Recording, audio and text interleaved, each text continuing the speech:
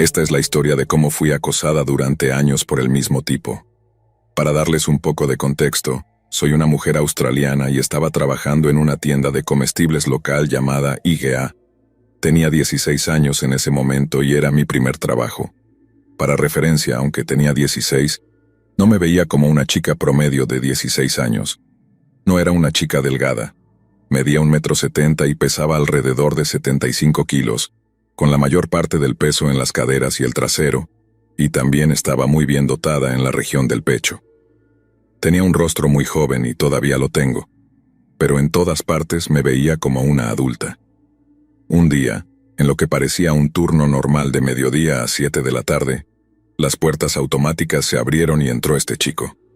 Para esta historia mi nombre será Alicia, y lo llamaré Marcos. Ahora, Marcos medía alrededor de 1,65 m, tenía el pelo rizado, estaba extremadamente obeso y le faltaba un diente frontal.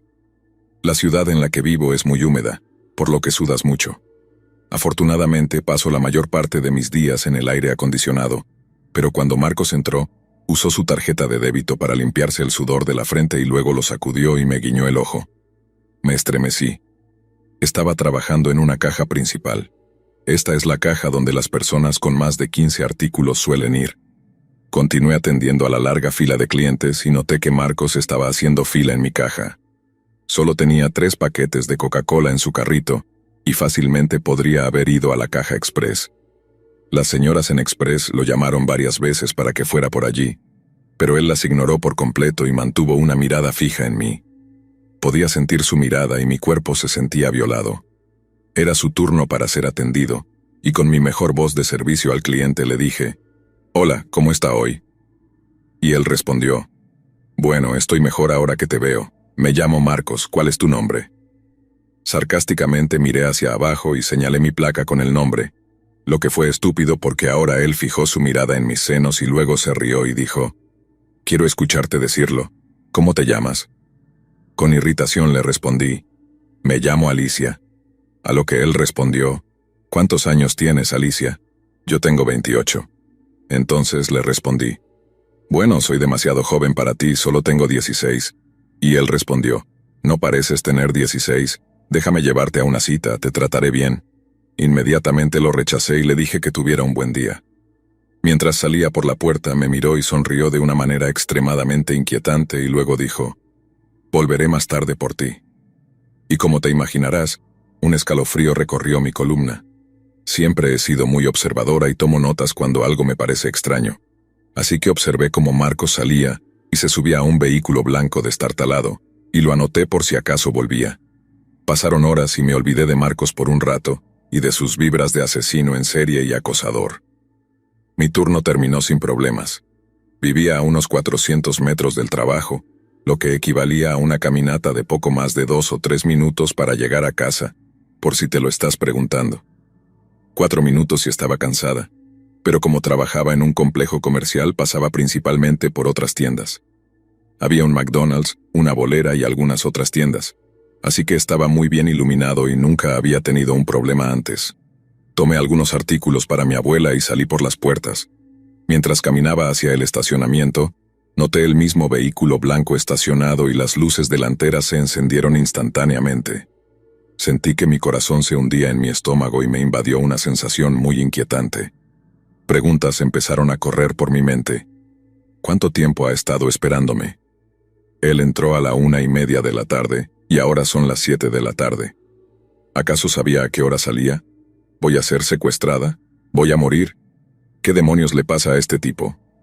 Lo atribuí al trauma infantil o a ver demasiados episodios de La Ley y el Orden. Pero vamos, ¿cómo habrías reaccionado tú? Me detuve en seco y fingí que buscaba algo en mi bolso, pero en realidad solo estaba tratando de ganar tiempo para pensar qué hacer. Me armé de valor y volví a la parte trasera de la tienda llamando a mi hermano para que me encontrara a mitad de camino. Mi hermano llegó rápido. Esos 60 segundos se sintieron como una eternidad y solo quería llegar a casa. 1 minuto pasó, me di una pequeña charla a mí misma y salí al estacionamiento. Corrí por un camino entre las tiendas donde Marcos no podía seguirme, y continué entre las tiendas hasta que vi a mi hermano. Él tomó las bolsas de mis manos y no miré atrás para ver si el auto nos seguía, pero lo estaba. Marcos nos siguió casi todo el camino a casa.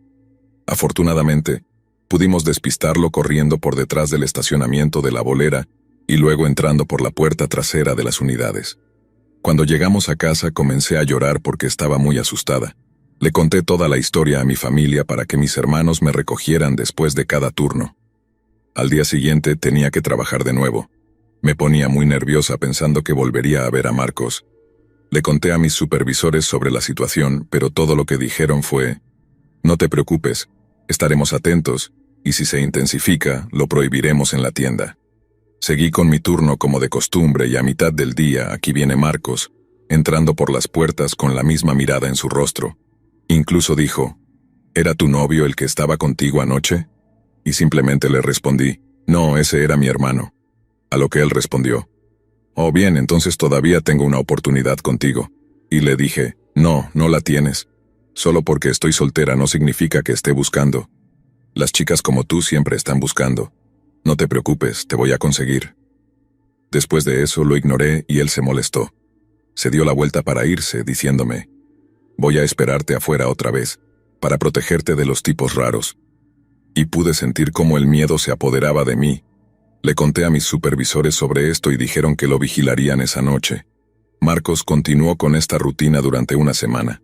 Venía a la tienda, me miraba fijamente, y luego decía alguna frase estúpida sobre cómo yo era suya, y esperaría afuera hasta que terminara mi turno. Le conté a mis supervisores cada vez que entraba, hasta que se puso tan mal que, tan pronto como veía el vehículo blanco estacionarse, dejaba la caja registradora y me escondía en la oficina del gerente hasta que se fuera. Finalmente mi supervisor llamó a la policía y lo prohibieron en la tienda. No se le permitió entrar a la tienda, pero siempre esperaba afuera por mí. Esto continuó durante meses. Quiero mencionar que él nunca hizo nada violento, pero siempre estaba allí esperándome. La policía no podía hacer nada porque, ya sabes, solo estaba conduciendo. Un día terminé mi turno, salí y sorprendentemente él no estaba allí. Sentí tanta alegría al no ver el auto blanco y afortunadamente nunca lo volví a ver. Desearía poder decir que esa fue la última vez que vi a Marcos, pero no lo fue. 4 años después tuvimos que viajar a otra ciudad a 8 horas de distancia para un funeral. En mi cultura, las mujeres en cualquier evento, cumpleaños, funeral, boda, tienen que encargarse de la cocina en el lugar que hayamos alquilado para la fiesta. Así que estaba en el área de la cocina y vi una cara familiar aparecer en la puerta. Él sonrió y dijo: «Oh Dios mío, ¿estás aquí? Finalmente te encontré de nuevo. Oh Dios mío, ¿estás aquí? Finalmente te encontré de nuevo». Y yo, por dentro, sentí que me moría. El sentimiento de pavor absoluto me invadió una vez más. Era Marcos, y entonces me dijo: «Oh Dios mío, hola Alicia, te he echado mucho de menos». Afortunadamente mi tío estaba allí y le gritó que se fuera del evento. Le agradecí a mi tío y continué con mis tareas en la cocina. No tuve otro problema con Marcos hasta que, 4 años más tarde, estaba trabajando en Woolworths, que es otra tienda de comestibles.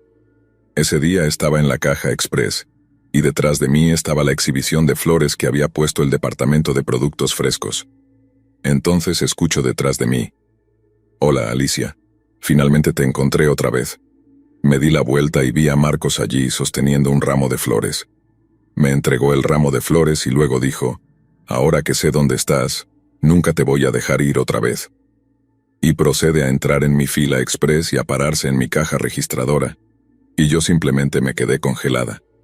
Mi supervisora notó mi mirada de miedo y se acercó para ver si estaba bien. Yo estaba congelada y apenas podía hablar. Ella le dijo que se fuera o llamaría a la policía. Marcos respondió: «No entiendes, la he estado buscando por todas partes durante años. Ella sigue escapando de mí, pero esta vez no la voy a dejar ir». Entonces comenzó a gritar y a llorar, mientras yo seguía congelada, simplemente parada allí. Empezó a gritar como un loco: «¿Por qué no puedes amarme como yo te amo? ¿Por qué no me quieres como yo te quiero? Serás mía, serás mía». En ese momento, ya tenía lágrimas corriendo por mi rostro, y mi supervisora estaba llamando a seguridad y a la policía, mientras Marcos gritaba y vociferaba, diciéndome que iba a matarme y luego matarse él mismo, porque si él no podía tenerme, nadie más podría. No podía moverme. Estaba paralizada por el miedo. Entonces uno de mis compañeros de trabajo, un chico, apareció y me rodeó con sus brazos. Me sentí lo suficientemente segura como para finalmente moverme, y me llevaron a la sala de descanso del personal. La policía llegó y me informó que Marcos había sido detenido y puesto en el coche patrulla. Los policías querían conocer mi versión de los hechos y se la di, contándoles todo lo que había sucedido. No sé realmente si algo más ocurrió después de eso, pero estoy muy agradecida porque nunca volví a ver a Marcos después de esa experiencia. Desde que todo esto pasó, también me he mudado de ciudad. Ahora estoy viviendo muy feliz y segura con mi actual esposo. A menudo pienso en cómo todo esto podría haber terminado mucho peor, pero gracias a Dios no fue así.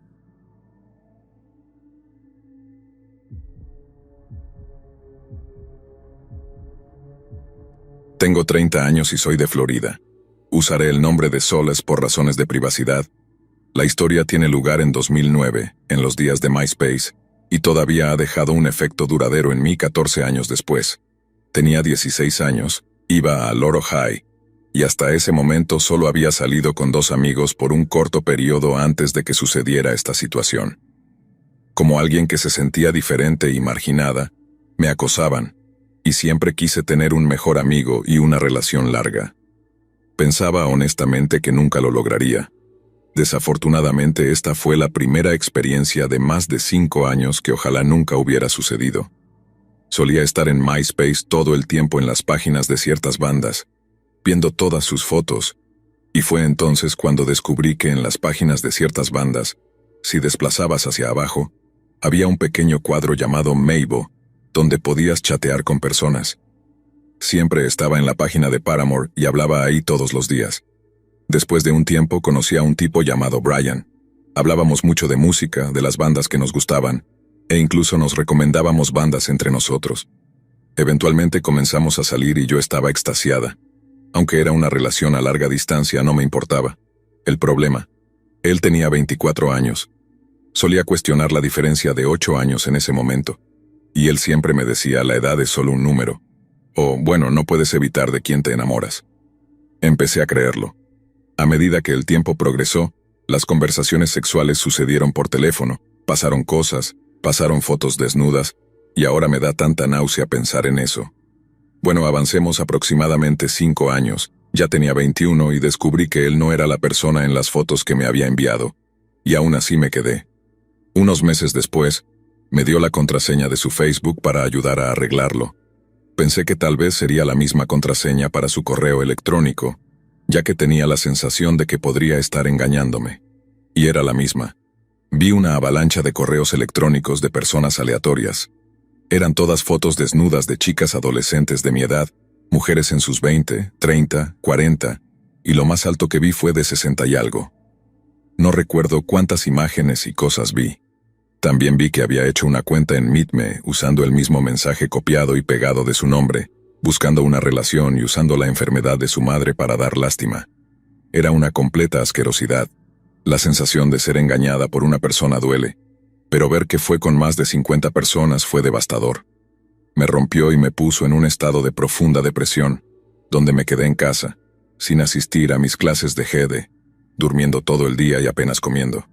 Intenté confrontarlo y él negó todo ese maldito asunto, así que dejé de comunicarme por un tiempo en ese momento. Más adelante, una mujer me contactó por Facebook, diciendo que él me tenía en su estado de relación, y se acercó a mí. Al parecer, mientras estaba con él, no solo estaba solicitando fotos desnudas de chicas y mujeres, sino que también tenía una relación en persona todo el tiempo. Ella dijo que cuando yo llamaba, él decía que era una amiga mientras estaban en la cama juntos. Le conté todo, las fotos desnudas, todo. Ella dijo que iba a confrontarlo, y me llamó unos días después diciendo, bueno, todavía lo amo y me quedaré con él, no te metas en nuestra relación. Todo lo que quería durante ese tiempo era que alguien creyera y reconociera lo que estaba pasando, que era incorrecto. Me hacía sentir loca y sola. El peor problema, después de todo este tiempo, es que mis padres lo sabían y nunca lo detuvieron. Mi mamá me sorprendió enviando fotos desnudas y se enojó conmigo, en su mayoría, pero nunca lo enfrentó a él. Y lo que más duele es que mi mamá me dijo que esa es la razón por la que mi papá me abusó en el pasado, y por qué me trata como lo hace ahora, porque mi mamá no intervino ni hizo nada. Si él lo sabía y tampoco lo detuvo, Eso lo hace tan malo como ella.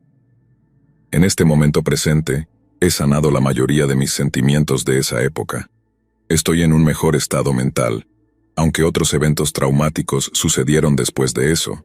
Pero esas historias serán para otro día. Quiero decirme a mí misma y a cualquiera que haya experimentado algo similar que no es tu culpa.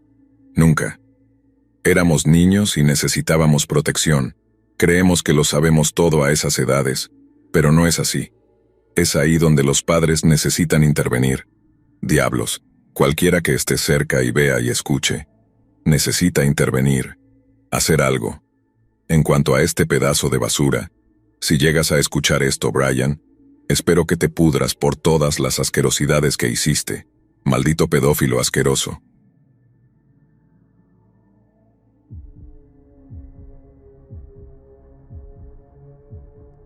Esta historia sucedió hace mucho tiempo ya. Yo tenía 16 años, estaba en la secundaria, y era la época del baile de graduación. Me juntaba con todos los grupos de nerds emo. Soy una chica emo con el pelo azul, lo cual será importante más adelante.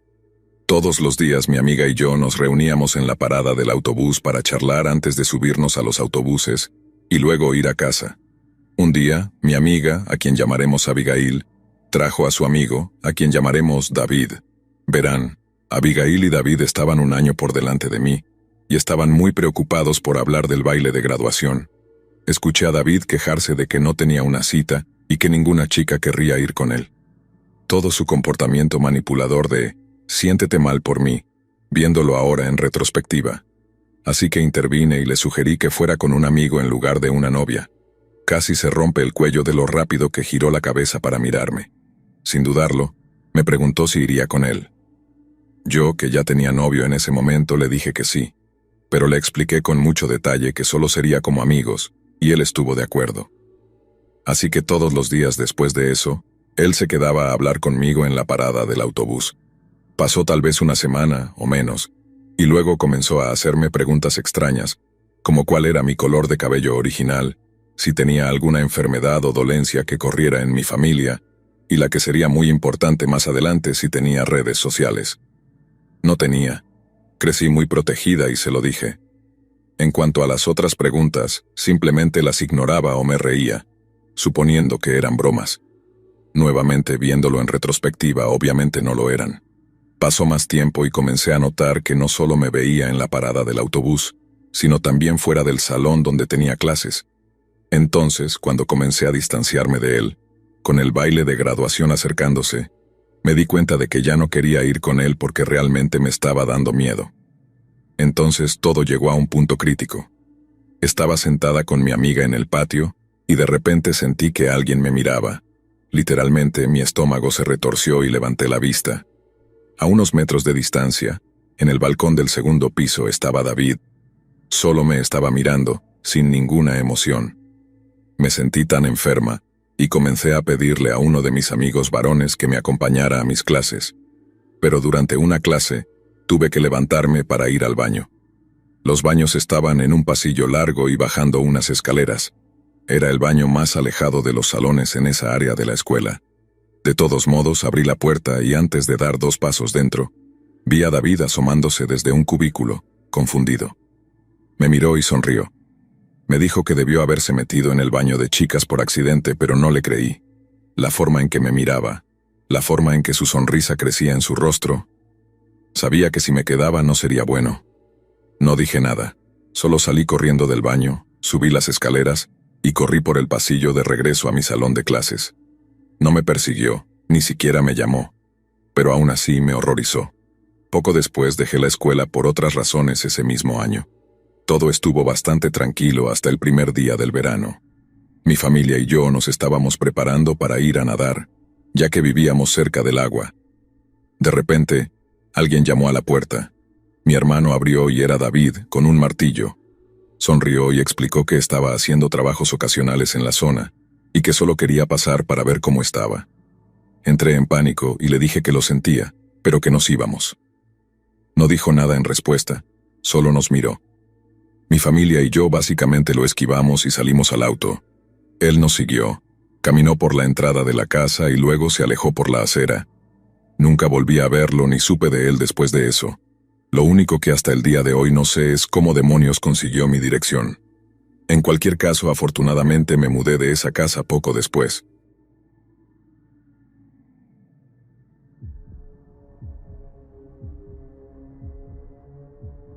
La historia que les comparto comenzó cuando tenía 13 años.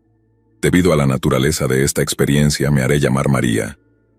Cuando esto comenzó, yo estaba en la escuela secundaria, entre sexto y séptimo grado. Estaba en la clase de coro cuando recibí un mensaje en Instagram en mi teléfono. Fui a verlo y era de una cuenta desconocida que solicitaba enviarme un mensaje. En Instagram puedes ver el mensaje antes de decidir si lo aceptas o no, así que eso fue exactamente lo que hice. Leí el mensaje y decía: «Hola, no me conoces, pero solo quiero decirte que te considero hermosa». Pensé que era algo amable de decir, así que decidí responder. Simplemente respondí con un rápido «Gracias, lo aprecio». Como me preguntaba cómo esa cuenta me había encontrado, le pedí su nombre para ver si alguien que conocía lo conocía. Me dio su nombre, pero por razones de seguridad lo llamaré Zach. Después de preguntar y revisar las páginas de Instagram, este chico no conocía a nadie que yo conociera, aunque seguía a todos mis amigos. Aunque pregunté, nadie había oído hablar de él. Me pareció raro, pero lo ignoré porque tenía 13 años y era ingenua. Otra cosa rara fue que la cuenta respondía casi de inmediato a todos mis mensajes. Eso también me pareció raro, pero de nuevo lo ignoré. Seguimos teniendo pequeñas conversaciones de vez en cuando, pero nada demasiado complejo o profundo. Solo charlas casuales tipo «Hola, ¿cómo estás? ¿Qué haces hoy?». Pero después de un tiempo me cansé de responderle a este chico y dejé de hacerlo. Aquí fue donde las cosas empezaron a ponerse mal. Después de no responderle durante un día, esta cuenta comenzó a bombardear mi teléfono. Recibí muchos mensajes de texto y llamadas en Instagram, y los mensajes eran realmente inquietantes. Me envió varios textos diciendo que estaba locamente enamorado de mí, y cómo tenía toda su vida planeada conmigo. Tengan en cuenta que este chico no sabía nada de mí, solo se basaba en mi cuenta de Instagram, pero aún así seguía diciendo cuánto me amaba y cómo iba a venir a verme. Ahí fue cuando mi cerebro finalmente reaccionó y decidí bloquear la cuenta y olvidarme de que alguna vez sucedió algo. Pero entonces creó otra cuenta y me contactó de nuevo, pero esta vez estaba enojado y gritaba, diciendo que yo era suya y que nunca podría alejarme de él. Le respondí diciéndole que se fuera a la mierda y me dejara en paz, que no quería saber nada de él. Después de enviar ese mensaje, bloqueé esa cuenta también, y luego puse mi Instagram completamente en privado. Todo estuvo bastante tranquilo durante unas semanas, hasta que recibí un mensaje de texto a través de mi número de teléfono real. Era ese maldito chico de nuevo, y me estaba enviando mensajes de texto para disculparse por su comportamiento. Afirmaba que me había enviado un vestido a mi casa y procedió a enviarme fotos de un vestido rojo. Me asusté muchísimo porque nunca le había dado a este hombre mi número de teléfono y, por supuesto, no le había dado mi dirección. Lo único que sabía era mi nombre. Antes de responder, envié mensajes a mis amigos preguntándoles si alguno de ellos había dado mi información, pero todos negaron haberlo hecho. Entonces le respondí a Zach y le pregunté cómo había conseguido mi información, y le dije que no quería hablar más con él, y que definitivamente no quería estar con él. Esto lo molestó mucho y luego respondió con un párrafo lleno de tanta información sobre mí. De alguna manera sabía mi nombre completo, mi dirección, los nombres de mis padres y familiares, números de teléfono, cuentas de redes sociales, e incluso encontró el trabajo de mi mamá, además de mucha más información sobre mí y mi vida. En ese punto estaba tan asustada que no sabía qué hacer ni cómo hacer que se detuviera. Tenía demasiado miedo para contárselo a mis padres porque sabía que se enfadarían conmigo por haberme metido en esta situación en primer lugar. Así que una vez más bloqueé su número e intenté olvidarlo. Pero él seguía regresando. Consiguió otro número de teléfono y volvió a contactarme. Esta vez, me envió un mensaje diciendo: «Mira María, si no sales conmigo, te casas conmigo y vives tu vida conmigo. Voy a subir fotos tuyas junto con tu número de teléfono y dirección a Pornhub y enviar capturas de pantalla a tu familia». Entré en pánico total después de leer ese mensaje y comencé a llorar, odiándome por haber respondido a ese primer maldito mensaje de Instagram. En ese punto, estaba desesperada, así que le respondí diciendo: «Mira, podemos ser amigos, pero nada más». En ese momento parecía estar de acuerdo con eso, así que, a regañadientes, volví a hablar con él de vez en cuando. Pero un día me envió un mensaje exigiendo fotos mías en ropa interior. Inmediatamente me negué, pero él respondió con la misma amenaza. La misma que había usado para que siguiera siendo su amiga. Le supliqué que no subiera mi información a Pornhub, pero no le importaba. Después de suplicarle y rogarle, me envió un mensaje diciendo: si me envías solo una foto, te dejaré en paz para siempre. Como ya estaba tan lista para que todo esto terminara, y tenía demasiado miedo de acudir a mis padres o a cualquier otra persona, cedí y decidí enviar solo una foto. Me puse la ropa interior y el sujetador más feos y cubiertos que pude encontrar, y envié la foto. Sorprendentemente tomó la foto y no me envió mensajes durante un tiempo. Eso fue hasta que me envió un mensaje pidiendo más fotos unas semanas después. En ese punto ya estaba harta, no me importaba lo que sucediera. Le dije que no, que lo iba a bloquear y que iba a cambiar mi número. Después de unos minutos, respondió con una captura de pantalla que tomó en su teléfono, de él enviando la foto que le envié a mi mamá y a mi padrastro en Facebook. Mostraba que la foto fue enviada a ellos y dejó un mensaje desagradable adjunto a la imagen. En puro pánico, busqué a mi mamá y a mi padrastro, y afortunadamente ambos estaban en casa. Mi mamá estaba en la ducha, y milagrosamente había dejado su teléfono en la cocina. Dios realmente debía estar de mi lado porque el teléfono de mi padrastro también estaba en la cocina, y él estaba afuera trabajando en su coche. Rápidamente tomé sus teléfonos, borré el mensaje que les había enviado, bloqueé su cuenta de Facebook y luego configuré las cuentas de Facebook de mi mamá y mi padrastro para que solo fueran visibles para amigos. Después de hacer todo eso, corrí a mi habitación y una vez más bloqueé su número para siempre, rezando para que todo finalmente terminara. Desafortunadamente, no terminó del todo. Siguió consiguiendo nuevos números de teléfono y contactándome cada vez. Cada vez que recibía un mensaje de un número desconocido, lo bloqueaba sin dudarlo. Ni siquiera leía los mensajes. Con el tiempo se fue comunicando menos y menos, y eventualmente las cosas se calmaron. Pero las cosas no se calmaron del todo. Todavía de vez en cuando recibo solicitudes extrañas de seguimiento en Instagram de él, y ocasionalmente, un mensaje de texto. Ahora solo sucede una vez al año, más o menos, pero saber que todavía está ahí afuera, y que todavía puede contactarme me asusta. Incluso hasta el día de hoy mis padres y mi familia no tienen idea de esto. Nunca tuve el valor de contarles. Sé cómo reaccionarían y realmente preferiría no lidiar con eso. Además, durante el tiempo que hablé con él, me dio 4 nombres diferentes y 3 edades distintas. Una vez dijo que tenía 14 años, luego 18, luego 25. Así que realmente no sé quién es o cuáles eran sus intenciones, pero es algo con lo que ahora vivo, y así son las cosas. Sé que algunos de ustedes podrían juzgar o no estar de acuerdo con mis decisiones actuales, pero es lo que quiero hacer por ahora. Cuídense allá afuera.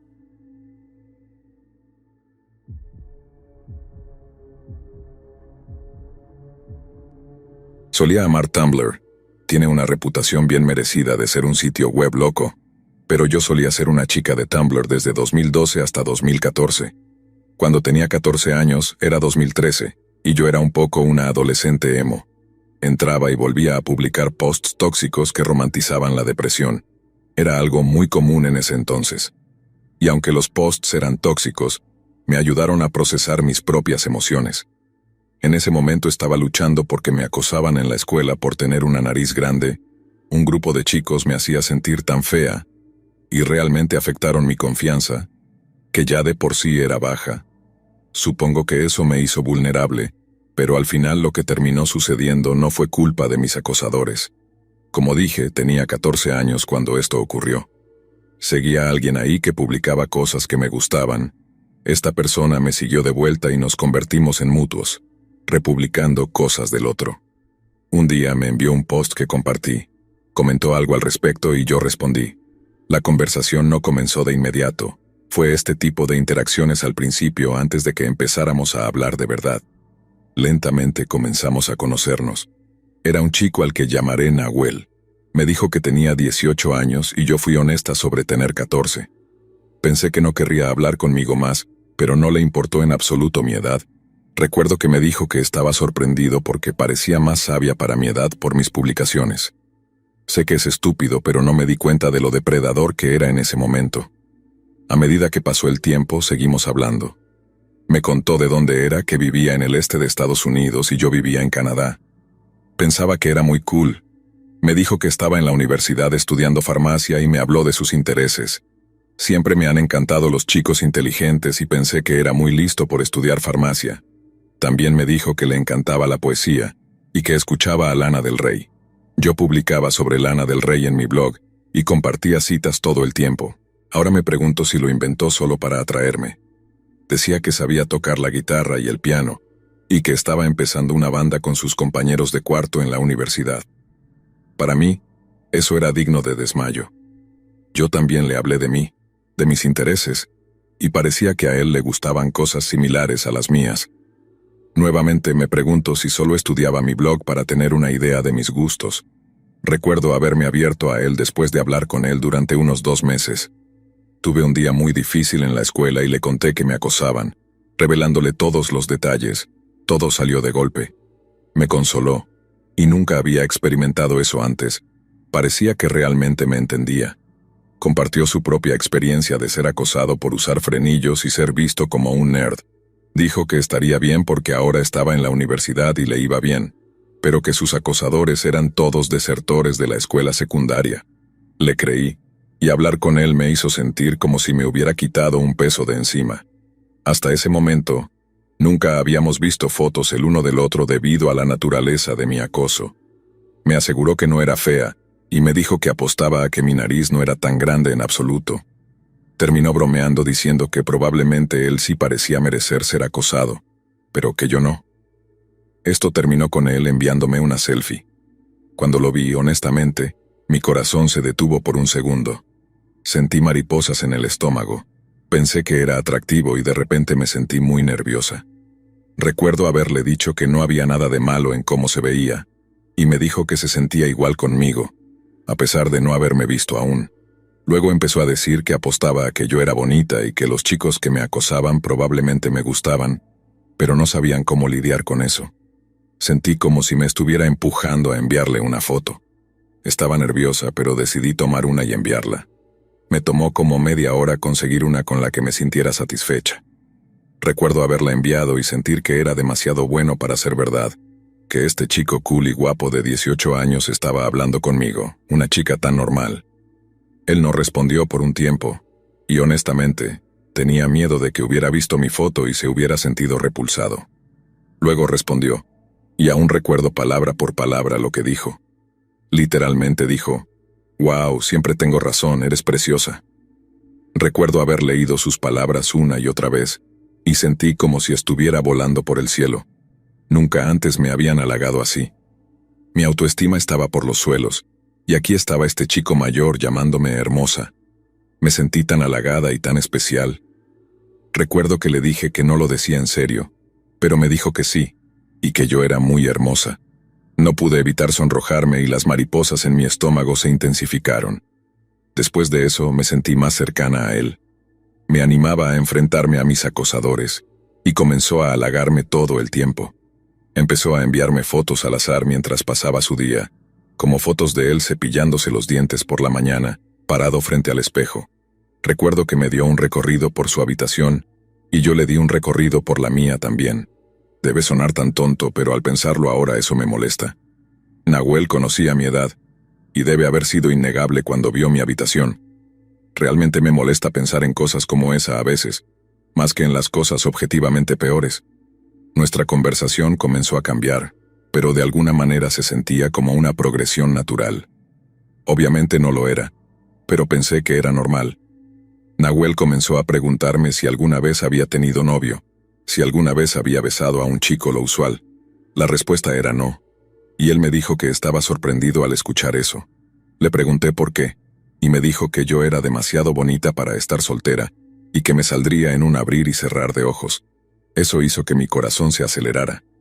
Recuerdo que me preguntó si tenía alguna idea de lo que le hacía, y yo no sabía a qué se refería, así que le pregunté. Me dijo que lo volvía loco y me envió un guiño. No me di cuenta de lo sexual que era en ese momento. pero sabía que tenía que estar diciendo que le gustaba. Al mismo tiempo, mis problemas de autoestima me hacían dudar si realmente le gustaba o si solo estaba siendo tonta e interpretando mal las cosas. Después de esto, las cosas solo se volvieron más inapropiadas. No entendía en ese momento que estaba mal, pero a veces sí se sentía mal, lo que explicaré. Terminó diciéndome una mañana, unos días después, que se había despertado excitado por mí. Sabía lo que quería decir, y me hizo sentir muy avergonzada e incómoda. Tenía clases, así que no respondí porque no sabía qué decirle. Cuando llegué a casa de la escuela, me había enviado 2 mensajes, ambos básicamente disculpándose si me había incomodado. Le respondí que estaba bien. Me dijo que solo me lo había dicho porque pensaba que podía contarme cualquier cosa, y yo le dije que sí podía. Ahora sé que esto era su intento de manipularme, pero en ese momento no lo veía así. A la mañana siguiente me envió otro mensaje diciéndome que lo mismo había pasado de nuevo. Esta vez, le respondí con un sí, porque sentía que no debía ignorarlo, pero aún me incomodaba. Él respondió diciendo sí, y que simplemente no podía dejar de pensar en mí, incluso en sus sueños.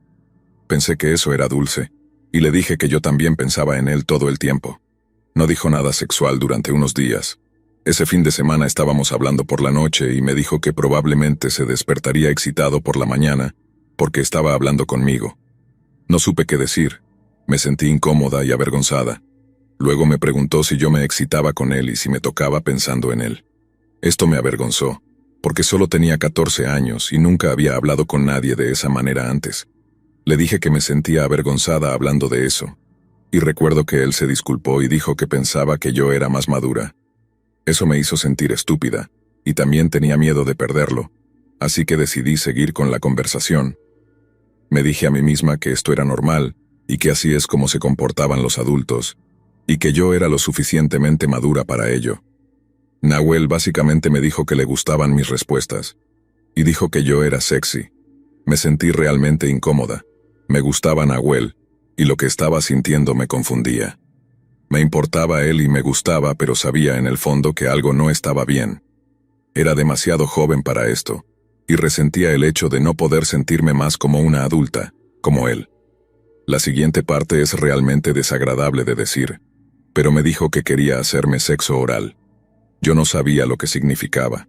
Sabía sobre el sexo, pero no entendía todos los términos. Y de nuevo, solo tenía 14 años. Admití no saber a qué se refería, y él me dijo que era algo que los chicos hacían cuando amaban a una chica. Le pregunté si me amaba, ignorando todo lo demás, y él dijo que sí. Me hace sentir tanta vergüenza recordar esto, pero realmente le creí. Estaba tan confundida. Me envió un GIF a través de Tumblr de una mujer recibiendo sexo oral, y me volvió a decir que quería hacerme eso. Me sentía avergonzada, como a menudo me sucedía.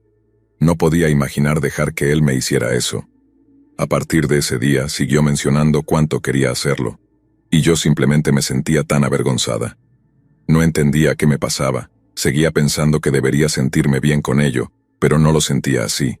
Nahuel empezó a publicar GIFs NSFW, contenido sexual, en su Tumblr al menos una vez al día. Publicaba algo y ponía comentarios realmente ridículos en las etiquetas como «pensando en mi chica». Sabía que estaba dirigido a mí, y eso me hacía sentir incómoda. Algunos de los GIFs eran bastante intensos y me asustaban. Nahuel seguía diciéndome que yo era muy madura para mi edad, que era muy sexy y que no podía tener suficiente de mí. Una noche, empezó a decirme todas las cosas que quería hacerme, y era como sexo virtual, como si realmente lo estuviera haciendo. Me decía que imaginara que él estaba haciendo X y Isaac. No sabía qué hacer. Participé en ello, y ahora me da tanta vergüenza recordarlo. No sabía qué más hacer aparte de seguirle la corriente, porque no quería parecer inmadura. Además, sentía que realmente amaba a Nahuel, y quería hacerlo feliz. Quería estar con él, pero simplemente no estaba lista para todo esto. Cuando empezó a pedirme fotos en posiciones comprometedoras, fue el principio del fin. Le dije que no, porque de ninguna manera podía hacer eso. Nahuel no fue comprensivo, trató de presionarme. Me decía que necesitaba darle algo, ya que no podía estar conmigo en persona. ¿No lo amaba? ¿No entendía cuánto le dolía no poder estar conmigo? Me dijo esas cosas y más. Yo seguía diciéndole que no, y Nahuel dejó de hablarme. Me di cuenta de que sentía alivio al no hablar con él más. Pasaron 2 semanas, y aunque lo extrañaba, el alivio que sentía me decía que algo estaba mal. Finalmente, me envió un mensaje y estaba actuando como si no hubiera pasado nada entre nosotros. A pesar de que una parte de mí no quería involucrarse, comencé a hablar con él de nuevo. No tardó mucho en volverse sexual de nuevo. Empezó a llamarme sexy y a decirme que me deseaba mucho, etc. Decidí decirle cómo me sentía. Le dije que realmente lo amaba, pero que sentía que nuestra relación estaba yendo demasiado rápido. Escribí un mensaje muy largo, y realmente pensé que era razonable, pero cuando lo envié, él no respondió por mucho tiempo. Al día siguiente desactivó su cuenta. Estaba devastada. Pasaron los años y nunca le conté a nadie. Todavía no se lo he contado a nadie hasta el día de hoy. Cuando tuve mi primer novio tenía 16 años, y todo se sintió natural con él. Supongo que fue entonces cuando comencé a darme cuenta de que lo de Nahuel era extraño. Pero no fue hasta que cumplí 18 cuando lo entendí completamente. No podía evitar mirar a chicos y chicas de 14 años y ver lo jóvenes que eran. Pensaba en Nahuel y en cómo yo nunca podría sentirme atraída por alguien de 14 años. Pero él se sintió atraído por mí. Decidí que tenía que reprimir todo esto porque no estaba lista para enfrentarlo adecuadamente. Pero no fue fácil ignorarlo, y me encontraba pensando en ello todo el tiempo.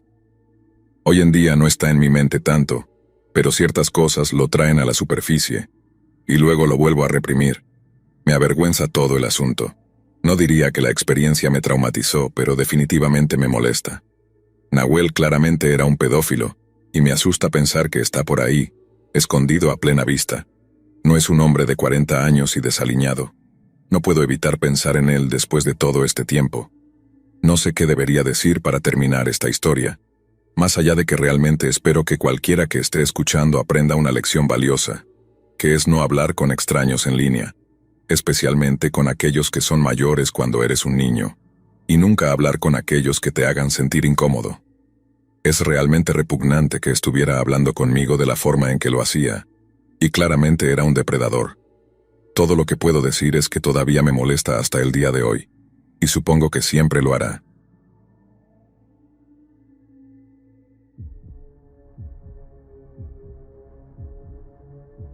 Hola, me llamo Kiara, y lo que estoy a punto de contarles no es una historia fácil de compartir. La verdad es que llevo años viviendo con un miedo constante, una sensación de estar siendo observada en todo momento, incluso cuando estoy sola en mi propia casa. Es un miedo que me acompaña en cada paso que doy, y que nunca me deja en paz. Sé que muchos de ustedes piensan que el acoso es algo que solo le sucede a otras personas, algo que solo se ve en las películas o en las noticias, pero les aseguro que es muy real, y puede llegar a ser aterrador. Todo lo que estoy a punto de narrarles comenzó cuando tenía 15 años. En ese momento, jamás pensé que lo que sucedía a mi alrededor tendría consecuencias tan duraderas. Creí que, con el tiempo, todo quedaría atrás, que se olvidaría y que seguiría adelante como cualquier otra persona. Pero en los últimos meses, todo ha vuelto, de manera mucho más intensa, oscura y peligrosa. La situación ha alcanzado un nivel de perversión y obsesión que no puedo comprender ni controlar. Cada día que pasa, siento que estoy perdiendo el control de mi propia vida, y lo peor es que no sé cómo detenerlo.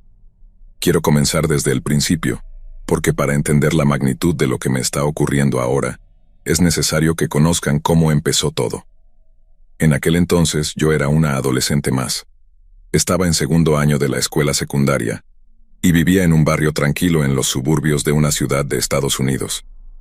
Mi vida, aunque no perfecta, era bastante normal. Iba a clases todos los días, salía con mis amigos, y como cualquier chica de mi edad, soñaba con lo que haría en el futuro.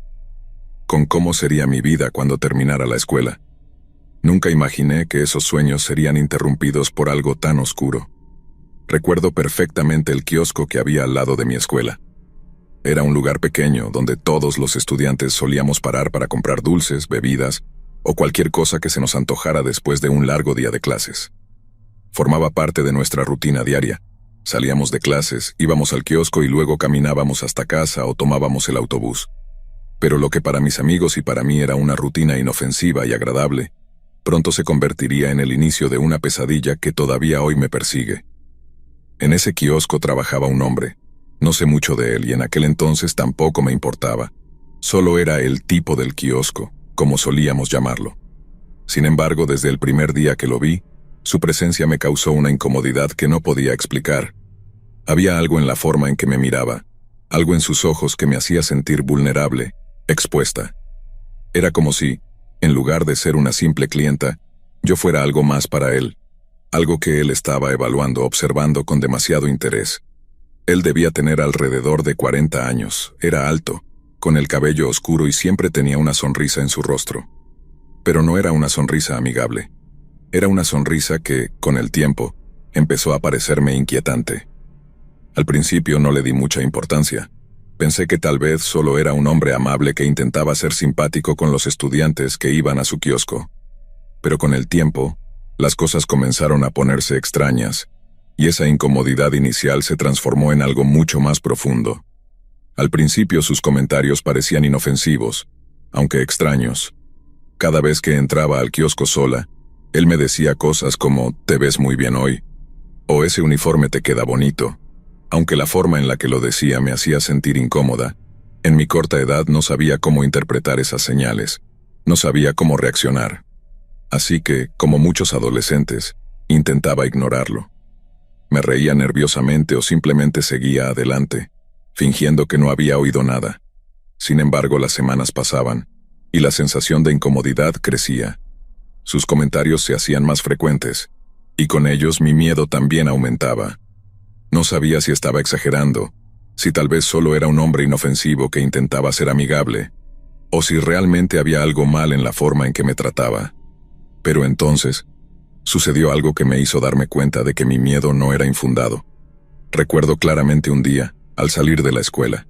Estaba caminando hacia la parada del autobús, sola, cuando lo vi parado en la esquina, como si me estuviera esperando. Me sonrió de esa manera inquietante y me ofreció llevarme a casa en su auto. En ese momento, sentí una oleada de miedo tan fuerte que apenas podía respirar. Mi instinto me gritaba que no aceptara, que me alejara lo más rápido posible. Le dije rápidamente que no, que me estaba esperando una amiga, aunque en realidad estaba sola. Me alejé lo más rápido que pude sin correr, intentando no mostrarle el pánico que sentía. Esa noche no pude dormir bien. Su imagen, su sonrisa, su ofrecimiento, todo me rondaba la cabeza. No podía dejar de pensar en lo que había sucedido. Me asustaba la idea de que él pudiera estar esperándome en cualquier momento, de que me estuviera observando sin que yo me diera cuenta. Pero en ese momento, no sabía qué hacer. Mis padres no sabían nada de esto, y tampoco mis amigos. Tenía miedo de que, si les contaba lo que estaba pasando, no me tomaran en serio. ¿Qué iba a decir? ¿Que el tipo del kiosco me miraba raro y me ofrecía llevarme a casa? Me sentía ridícula solo de pensarlo. En los días que siguieron, empecé a notarlo más seguido. Ya no solo estaba en el kiosco. Lo veía en la parada de autobús, en la esquina de mi casa, e incluso a veces, a lo lejos en el parque donde solía caminar con mis amigos. Siempre estaba ahí, con esa sonrisa que me hacía sentir que algo andaba terriblemente mal. Aunque no hacía nada que pudiera considerarse grave en ese momento, mi intuición me decía que había algo más oscuro detrás de todo esto. Y ese miedo, esa sensación de que algo no estaba bien, no hacía más que crecer. Finalmente me gradué de la escuela secundaria, y con eso dejé de ir a esa parte de la ciudad. Me mudé a otro estado para ir a la universidad, y comencé una nueva etapa en mi vida. Con el tiempo dejé de pensar en él. Creí que al dejar esa ciudad también había dejado atrás esos recuerdos incómodos y perturbadores. Hice nuevos amigos, me concentré en mis estudios, y la vida siguió adelante. La imagen de ese hombre quedó en el pasado, enterrada junto con los recuerdos de mi adolescencia. Pero lo que no sabía era que él no me había olvidado. Nunca me había dejado atrás. Solo estaba esperando su momento para volver. No fue hasta hace 6 meses cuando las cosas comenzaron a cambiar nuevamente. Para ese entonces, yo ya había terminado la universidad, había conseguido un buen trabajo, y vivía sola en un pequeño departamento en una ciudad lejana a la de mi adolescencia. Mi vida era tranquila, sin grandes sorpresas, y por primera vez en mucho tiempo, me sentía estable, como si todo finalmente estuviera en su lugar. Pero un día, todo eso cambió. Llegué a casa después del trabajo y, como cualquier otro día, revisé el buzón antes de entrar a mi departamento. Allí, entre las cartas habituales y las facturas, había un paquete. No tenía nombre de remitente, solo mi dirección y mi nombre, escritos en una caligrafía que no reconocía. Mi primer pensamiento fue que tal vez era un error, que alguien había enviado el paquete a la dirección equivocada. Pero al leer mi nombre, sentí una extraña sensación en el estómago. No sabía por qué, pero algo me decía que debía tener cuidado. Cuando abrí el paquete, mi corazón se detuvo por un momento. Dentro había un collar. No era cualquier collar. Era idéntico a uno que solía llevar cuando tenía 15 años. Uno que había comprado en aquel kiosco y que había perdido poco después. Mi mente comenzó a correr en 1000 direcciones. ¿Cómo podía ser posible? ¿Quién podría haber enviado algo tan específico, algo que solo yo conocía? Mi primer instinto fue intentar calmarme. Tal vez era una coincidencia, me decía. Tal vez alguien había encontrado ese collar en alguna parte y de alguna manera había llegado a mis manos. Intenté convencerme de que no tenía que ver con el hombre del kiosco. Era un objeto nada más, y los objetos a veces reaparecen de maneras extrañas. Sin embargo, algo en mi interior sabía que no era tan simple. En los días siguientes, las cosas comenzaron a volverse mucho más perturbadoras. Primero fue el collar, pero luego llegaron más cosas. El siguiente fue un sobre, sin remitente, sin dirección de vuelta. Dentro, una carta escrita a mano con una caligrafía que no reconocía, pero cuyo contenido me dejó helada. «Siempre te he estado observando», decía la primera línea. «Sé dónde vives ahora». Leí esas palabras una y otra vez, esperando que de alguna manera cambiasen de significado, que no fuera lo que parecía ser. Pero lo era. Sentí una punzada de miedo, como si un cuchillo frío me atravesara el pecho. No podía creerlo. ¿Cómo era posible que, después de tantos años, alguien me estuviera siguiendo de esta manera? Mi mente volvió inmediatamente al hombre del kiosco, pero no podía estar segura de que fuera él. Podía ser cualquiera, alguien que me había visto en las redes sociales, un desconocido al azar, pero no lograba quitarme la imagen de su rostro de la cabeza. Apenas unas semanas después comenzaron a llegar fotos. Al principio eran inofensivas en apariencia, pero el contexto las hacía horribles. Eran fotos mías, fotos de mi vida cotidiana tomadas sin mi conocimiento. Había una foto de mí caminando por la calle, otra de mí en la parada del autobús, y otra más saliendo del supermercado cerca de mi casa. Las fotos eran borrosas, como si hubieran sido tomadas desde lejos, pero no había duda de que yo era la persona en ellas. Esa sensación de estar constantemente vigilada se volvió abrumadora. No podía dejar de pensar que cada vez que salía de mi casa, alguien me estaba mirando. Ya no podía hacer cosas cotidianas sin sentir que tenía los ojos de alguien clavados en mi espalda. A veces, me encontraba girando bruscamente en la calle, esperando ver a alguien con una cámara o un teléfono apuntando hacia mí, pero nunca había nadie. Era como si mi acosador fuera invisible, omnipresente, y siempre un paso por delante de mí.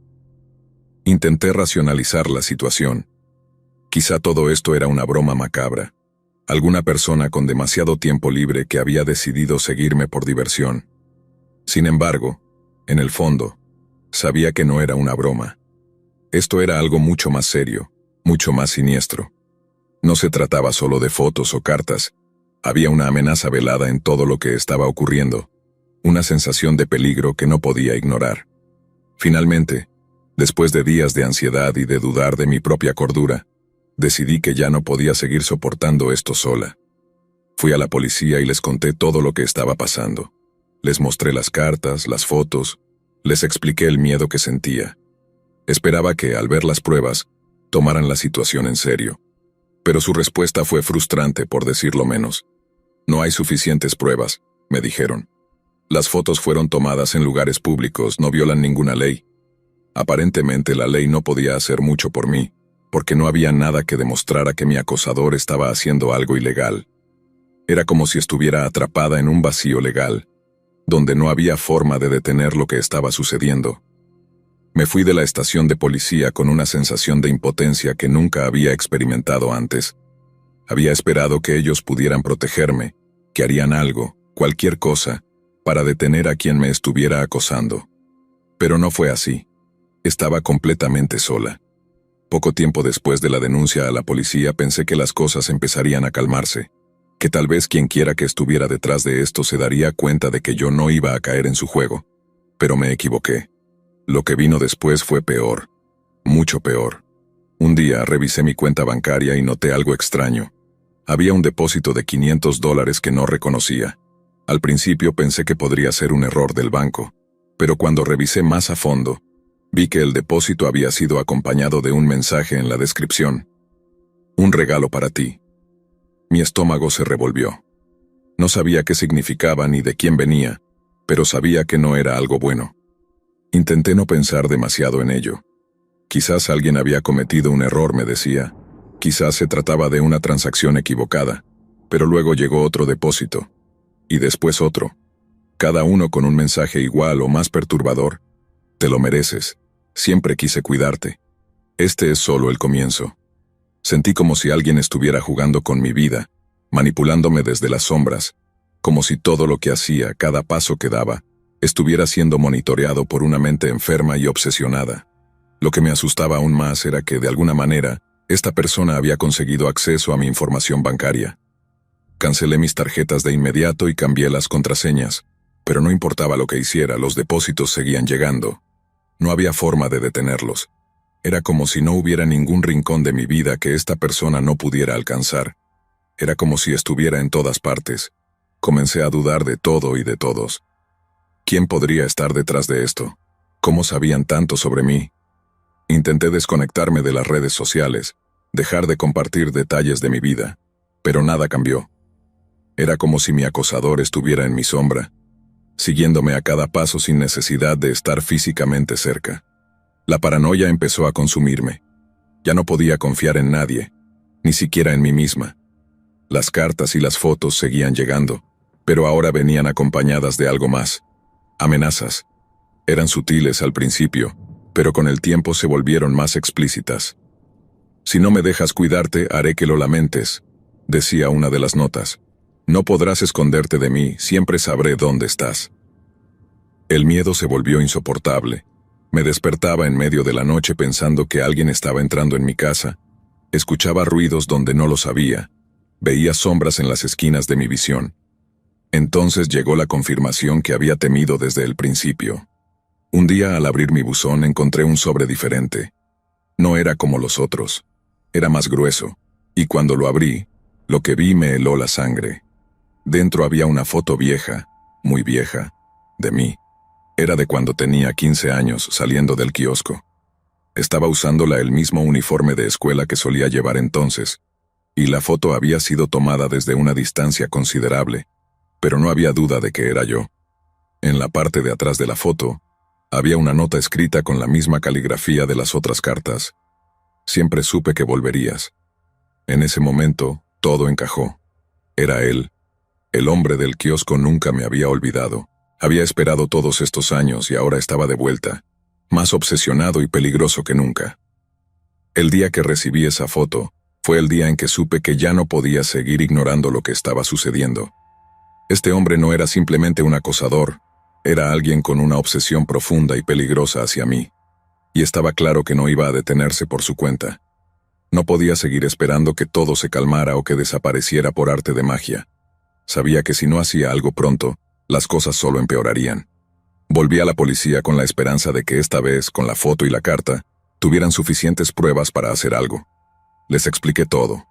Los depósitos de dinero, las cartas, las fotos, el collar, y finalmente les conté sobre el hombre del kiosco. Les dije que estaba convencida de que era él, que había estado siguiéndome durante años, pero, como la vez anterior, no obtuve la respuesta que esperaba.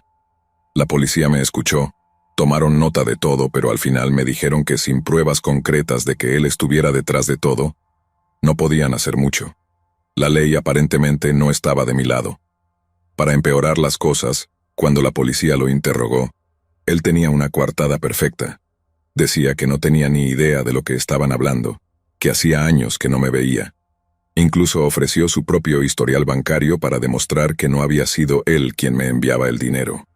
Y lo más aterrador fue que cuando lo interrogaron, lo describieron como una persona normal, alguien que simplemente estaba siendo acosado por falsas acusaciones.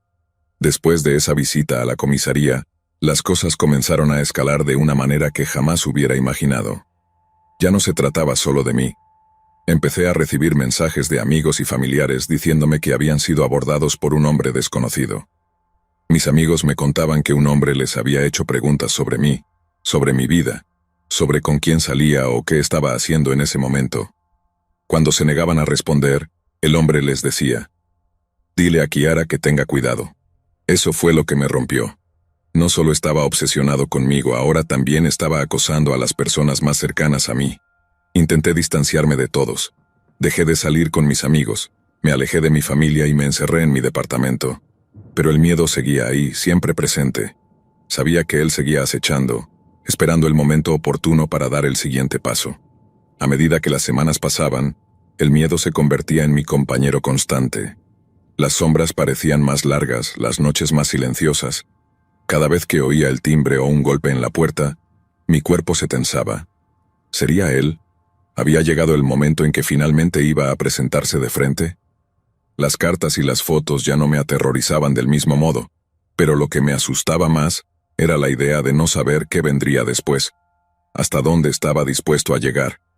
Ya no se trataba solo de las amenazas dirigidas a mí, había empezado a involucrar a las personas más cercanas, y eso me mantenía despierta por la noche. Los amigos y familiares a los que había contactado comenzaron a alejarse. No los culpo. Muchos de ellos tenían miedo, y no sabían cómo lidiar con una situación tan bizarra. Algunos me decían que debería mudarme, cambiar de identidad, desaparecer del mapa por completo. Otros simplemente dejaron de responder mis mensajes, evitando ser arrastrados a algo que no podían comprender. Lo más doloroso fue que sentí que poco a poco me estaba quedando sola. Mis relaciones se erosionaban mientras el acosador lograba lo que parecía su objetivo: aislarme completamente. Un día, mientras estaba en el trabajo, recibí un mensaje en mi teléfono. El número no estaba registrado, y el mensaje decía simplemente: «¿Cómo está tu madre?». Mi corazón se detuvo. Mi madre no vivía en la misma ciudad que yo, pero siempre habíamos mantenido una relación cercana. Inmediatamente la llamé para asegurarme de que todo estuviera bien, y, gracias a Dios, lo estaba. Pero el hecho de que mi acosador supiera detalles sobre mi familia, sobre dónde vivía mi madre, me aterrorizaba. ¿Qué seguía después? ¿Iba a hacerle daño a ella también? Las posibilidades se multiplicaban en mi cabeza y la ansiedad me consumía. Fue entonces cuando decidí hacer algo drástico. Me mudé de nuevo. Cambié de ciudad, dejé mi trabajo y rompí cualquier conexión visible que pudiera tener en línea. Desactivé todas mis redes sociales, eliminé cuentas de correo y busqué la manera de ser más difícil de rastrear. Alquilé un departamento en una zona más alejada, tratando de empezar desde cero, lejos del alcance de mi acosador. Pensé que esta vez, tal vez, había hecho lo suficiente para alejarme de su control, que podría volver a sentirme segura en algún lugar nuevo. Pero lo que no sabía es que él siempre estaba un paso por delante. Los primeros días en mi nueva vida fueron extrañamente tranquilos. Me esforzaba por no mirar por encima del hombro constantemente, por no saltar ante cada sonido desconocido. Intentaba convencerme de que había dejado todo atrás, que el hombre del kiosco había perdido mi rastro. Pero, en el fondo, nunca me lo creí completamente. No pasaba un solo día sin que el miedo me acechara, pero trataba de aferrarme a la idea de que, tal vez, esta vez sí estaba fuera de su alcance. Ese alivio momentáneo desapareció rápidamente. Una mañana, al salir de mi departamento para ir al trabajo, encontré una nota en el parabrisas de mi auto. Era una simple hoja de papel doblada en dos, sin sobres ni adornos. La tomé con manos temblorosas, mi respiración ya entrecortada antes de siquiera leerla. Cuando la abrí, el contenido me dejó paralizada. «No importa dónde vayas, siempre te encontraré». Sentí un escalofrío recorrerme de pies a cabeza. Lo había encontrado. No importaba lo que hubiera hecho para protegerme. Él siempre estaba a un paso delante de mí, observando cada movimiento. El terror me golpeó como una ola, y no podía controlar mis pensamientos. ¿Cómo había llegado tan lejos? ¿Qué clase de obsesión enfermiza lo llevaba a seguirme de ciudad en ciudad, de vida en vida? No había nada que pudiera hacer para detenerlo. Ni siquiera las medidas más extremas habían funcionado. Decidí, una vez más, acudir a la policía. Esta vez, estaba más desesperada que nunca. Les conté cada detalle nuevamente, pero su respuesta fue la misma. Sin pruebas concretas, no podían hacer nada. El hecho de que la nota no tuviera huellas dactilares o que hubiera sido dejada en mi auto en un estacionamiento público complicaba todo.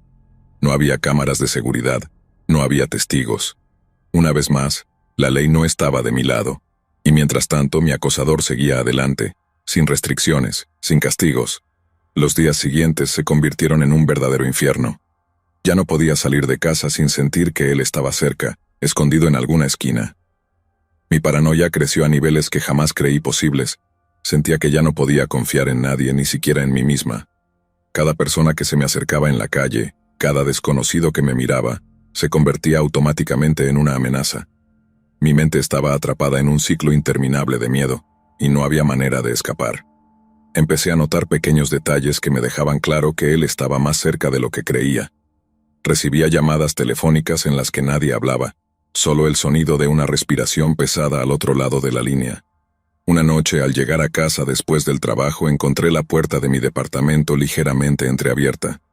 Mi primer pensamiento fue que alguien había entrado, que él había estado allí. Revisé cada rincón de mi casa esperando encontrar algún rastro, algo que indicara que él había estado fisgoneando en mi vida, pero no encontré nada. Sin embargo, la sensación de vulnerabilidad se hizo más fuerte. ¿Estaba jugando conmigo? ¿Disfrutaba de mi sufrimiento? Finalmente, lo que más temía ocurrió. Una noche, mientras intentaba relajarme viendo una película, escuché un ruido extraño en la ventana de la sala. Al principio pensé que era solo el viento, pero cuando me acerqué para mirar, vi algo que me hizo retroceder de golpe. Una pequeña cámara estaba adherida al borde de la ventana, apuntando directamente hacia adentro. Mi corazón comenzó a latir con fuerza. ¿Cómo había llegado esa cámara allí? ¿Desde cuándo me estaba observando? Mi mente se nubló de pánico. No podía respirar. Todo lo que había temido se estaba volviendo realidad. Ya no estaba a salvo ni siquiera dentro de mi propia casa. Era como si cada rincón de mi vida estuviera siendo controlado por él, como si hubiera invadido mi mundo de una manera que nunca creí posible. Quité la cámara de la ventana con manos temblorosas y la llevé a la policía al día siguiente, con la esperanza de que, esta vez, tendrían pruebas suficientes para detenerlo. Pero una vez más, la historia fue la misma. Me dijeron que investigarían, que intentarían rastrear de dónde provenía la cámara, pero sus palabras sonaban vacías. Sabía que no iban a encontrar nada. Él siempre cubría bien sus huellas. Las noches se volvieron insoportables. Ya no podía dormir. Cada pequeño sonido me hacía saltar de la cama, convencida de que él estaba a punto de entrar. No sabía cuánto más podría soportar. Mi vida había sido tomada por una obsesión que no podía controlar ni detener. Estaba siendo casada, y lo peor de todo es que no sabía cuándo llegaría el siguiente golpe. Fue entonces cuando tomé la decisión más difícil de mi vida: dejar todo atrás. Ya no se trataba solo de cambiar de ciudad. Esta vez tenía que desaparecer por completo. Cambié mi nombre, corté contacto con todos, vendí todo lo que tenía y me fui. Sabía que esta no era una solución definitiva. Pero, ¿qué otra opción me quedaba? Mi acosador había destrozado cada aspecto de mi vida. Y si no me alejaba lo suficiente, temía que algún día llegara mucho más lejos de lo que ya había ido. Hoy, mientras les cuento esta historia, aún vivo con miedo. No sé si realmente logré escapar. No sé si algún día él me encontrará de nuevo. Pero lo que sí sé es que esta experiencia ha dejado cicatrices profundas en mi mente y en mi alma.